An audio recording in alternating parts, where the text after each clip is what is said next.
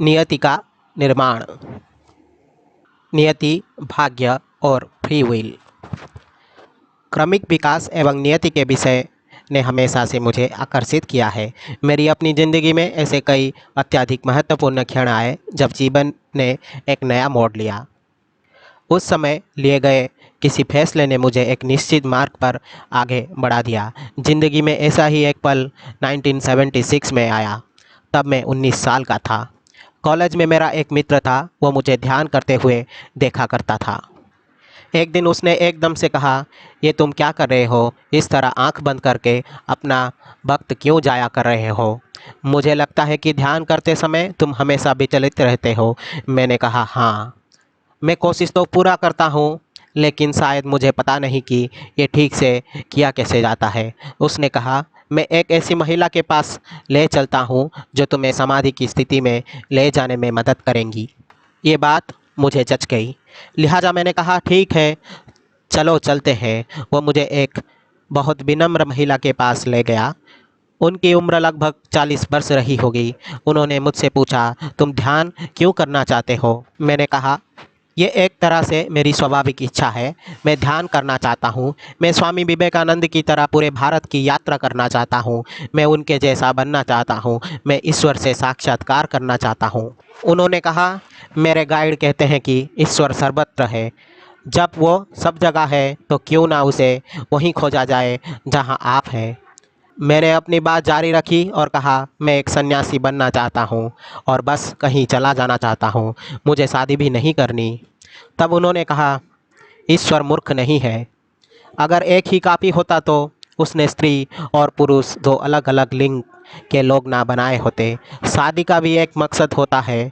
मेरी मूलभूत धारणा को चुनौती देने के बाद उन्होंने कहा, चलो इस पर अब और चर्चा नहीं।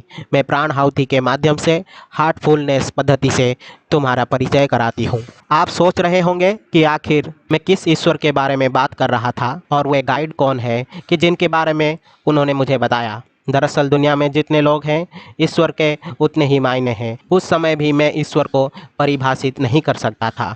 वो प्रत्येक वस्तु जिसमें कोई गुण हो उसका व्याख्यान किया जा सकता है और उसे परिभाषित भी किया जा सकता है। हालांकि गुणों से भरे इस संसार में ईश्वर हर वस्तु में मौजूद है, परंतु वास्तव में ईश्वर के पास का इलाका तो अनंत है और अनंत को परिभाषित नहीं किया जा सकता। और भी बहुत से शब्द हैं जो इसी सिद्धांत के लिए प्रयोग किए जा सकते हैं, जैसे स्रोत, सृष्टिकर्ता, परम, संपूर्ण, मालिक और दिव्यता। जिस गाइड की उन्होंने बात की थी वो उनके आध्यात्मिक गाइड थे, जिन्हें मालिक या गाइड के रूप में भी जाना जाता है। ये गाइड एक ऐसा शिक्षक होता है जो आध्यात्मिकता के छात्र के साथ चलता है और उसे रास्ता दिखाता है। ठीक उसी तरह जैसे कोई भी अच्छा शिक्षक छात्र को किसी भी विषय में मार्गदर्शन देता है।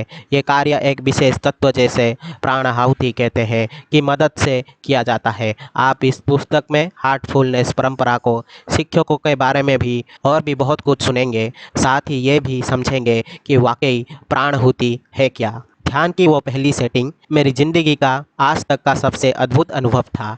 ये बहुत ही गहन था और इसने साबित कर दिया कि ये पद्धति मेरे लिए सही है। मैंने सोचा, यदि इस पद्धति को एक ट्रेनर इसी तरह से ट्रांसमिट कर सकता है तो कल्पना कीजिए कि इसका गाइड कितना कुछ कर सकता होगा।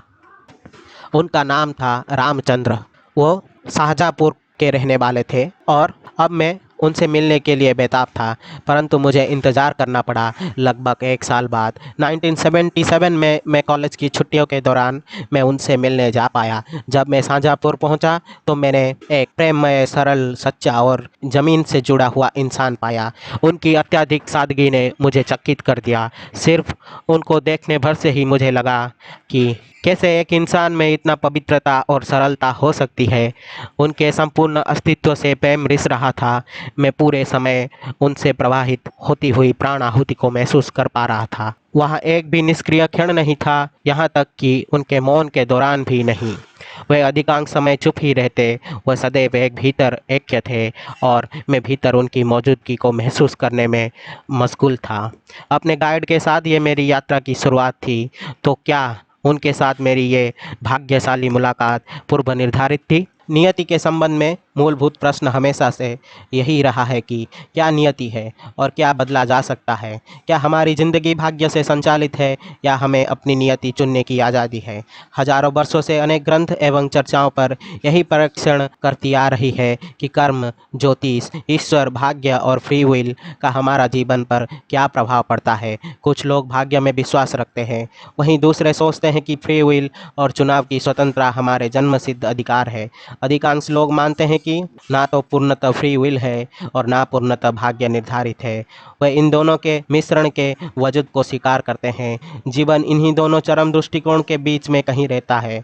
ये आनुवंशिक जेनेटिक्स की तरह है, जिसमें मानवीय जीनोम द्वारा निर्धारित नियत जेनेटिक पैटर्न होता है और साथ ही एक परिवर्तनशील एपिजेनेटिक भाग भी। मौलिक आनुवंशिक संरचना तो नियत है, परंतु हमारा वातावरण, विचार और भावनाएं, ये सभी हमारे जीन को प्रकट होने या अप्रकट होने के तरीके को प्रभावित करते हैं। नियति की तरह ही आनुवंशिक भी फिक्स्ड और लचीली दोनों है।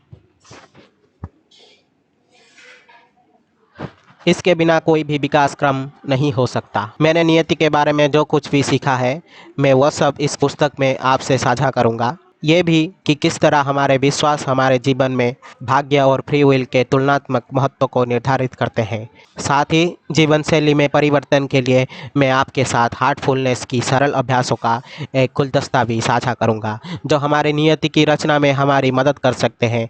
वर्तमान में हम जो करते हैं उससे हमारा भविष्य निर्धारित होता है। अतीत में हमने जो किया उसने पहले ही हमारा वर्तमान तय कर दिया है। हम अपनी नियति का ताना बाना इसी तरह बुनते हैं। देश काल के आयामों में हम सबका वजूद है।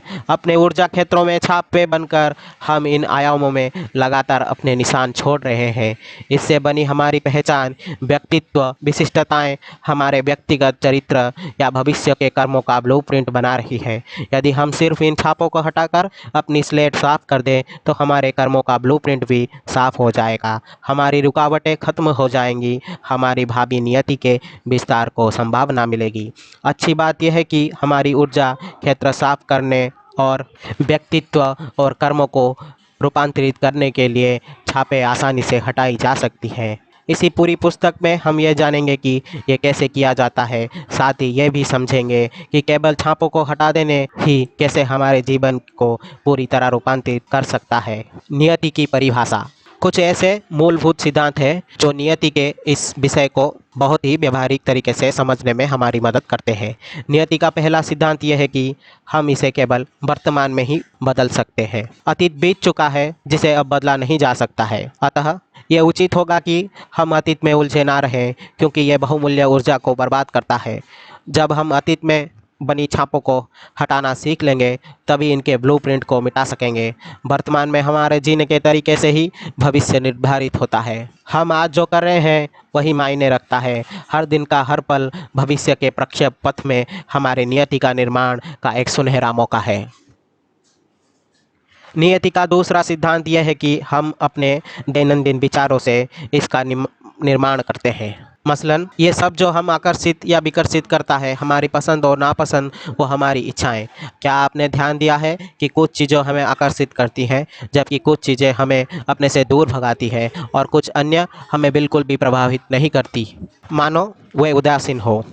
जब हम चीज़ों को पसंद करते हैं तो उन्हें अपने ऊर्जा क्षेत्र में खींच लेते हैं। जब हम चीज़ों को नापसंद करते हैं तो सोचते हैं कि उन्हें खुद से दूर कर रहे हैं, परंतु वास्तविकता में वो हमें उतनी ही गहराई से प्रभावित करती है जैसे कि हमारी पसंदीदा चीज़। हम उन्हें नकारात्मक तरीके से बांधते हैं, ना कि सकारात्मक तरीके से। उदाहरण के लिए, किसी व्यक्ति से घृणा भी हम उसके बारे में उतना ही शिद्दत से सोचेंगे पर मजबूर कर देती है जितना कि प्रेम।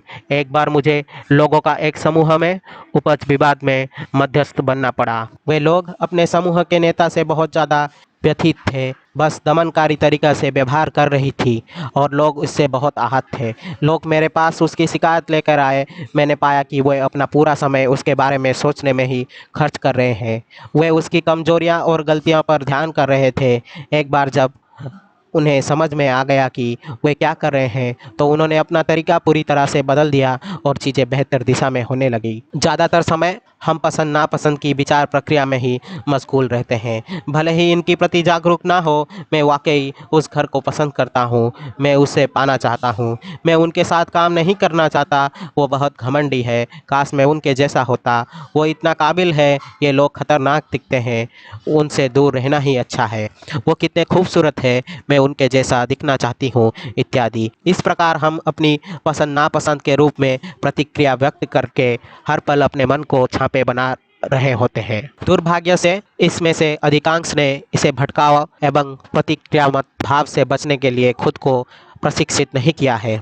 बिना किसी दिशा या उच्चतर लक्ष्य की पतझड़ में पेड़ से गिरते हुई पत्तियों की तरह जो हवा के द्वारा कहीं भी उड़ा दी जाती है, हम भी कहीं भी ले जाए जा रहे हैं। मन के इस प्रकार का होने से प्रतिदिन की घटनाएं बिना किसी सक्रिय योजना या पूर्व विचार के हमारी नियति को तय कर देती है। तो हम क्या कर सकते हैं? उस यंत्र को प्रशिक्षित करना प्रारंभ करें जो हमारी नियति का निर्माण करेगा। मगर पहले इस परिस्थिति की जरा कल्पना कीजिए। आपके पास एक नई सुंदर फरारी कार है और आप इसे सभी मनचाही जगहों पर चलाकर प्रसन्न हैं, मसलन चौड़े हाईवे पर, शानदार इलाके में, लंबी दूरी की यात्रा में, परंतु आप इसे चलाने में इतने व्यस्त हैं कि आपके पास उसकी मरम्मत कराने के लिए समय नहीं है। तो कुछ समय बाद कार का इंजन अपनी कार्य क्षमता खोने लगता है और अंततः बैठ जाता है। शीघ्र ही कार सड़क पर ले जाने लायक नहीं रह जाती। परंतु मैं फरारी की बात क्यों कर रहा हूँ? इंजन के समान वो कौन सी चीज़ है जिसे अपनी नियति के निर्माण हेतु हमें अच्छी दशा में रखने की ज़रूरत है? हम इसे मन या हृदय, मन या सूक्ष्म शरीर कहते हैं। जब हम अपने मन की मरम्मत या इसे प्रशिक्षित करेंगे, केवल तभी ही हमारे पास अपनी नियति के निर्माण हेतु सक्षम यंत्र होगा। इसका मतलब है विचारों के नियम द्वारा भीतरी स्थिरता और स्पष्टता पाना, अपने अवचेतन मन में लगातार उठने वाली भावनाओं का कचरा साफ करना और हृदय के भीतर मानवीय क्षमताओं के और भी गहरे स्तरों तक की पहुंच की हासिल करना, जो हमें एक रडार की भांति मार्गदर्शन देता है। और इसके लिए हम एक ध्यानपरक अभ्यास की आवश्यकता होती है, जिसे हम इस पुस्तक में गहराई से जानेंगे। आप ये कह सकते हैं, मैं जैसा हूँ पूरी तरह से खुश हूँ, मैं क्यों बदलूँ? मेरे वर्तमान नियति के साथ क्या गलत है?